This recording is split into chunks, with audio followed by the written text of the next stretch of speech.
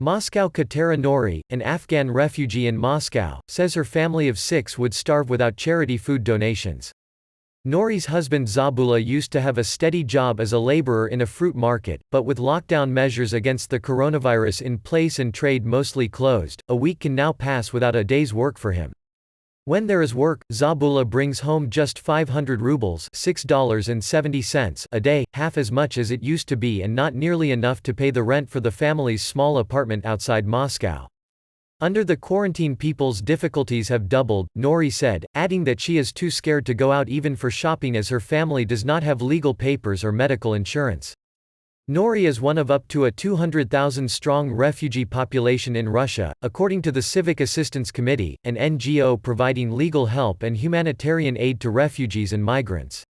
Only 487 refugees in Russia have official status and papers that allow legal employment, according to Rosstat, the governmental statistics agency. Residents in the Moscow area are only allowed outside to buy food or medicine nearby, receive medical treatment, walk the dog or take out the rubbish. Those stopped by police in the street can be fined up to 40,000 rubles $535 if they do not provide an official registration address, something unobtainable for the majority of refugees and migrants. Last week, authorities introduced a digital travel permit system, which made getting around close to impossible for paperless non-residents. According to the Civic Assistance Committee, up to 50 families in need call their hotline daily with requests for food and other support compared to just several per week before the lockdown. The committee said most of those calling have lost their jobs and say they have no food, no money to buy medicine and fear they will lose their homes as they cannot pay the rent.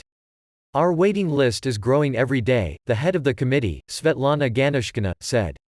More than 400 refugee families with children are now receiving food donations from the NGO, including more than 100 asylum seekers from Syria, Ganushkina said.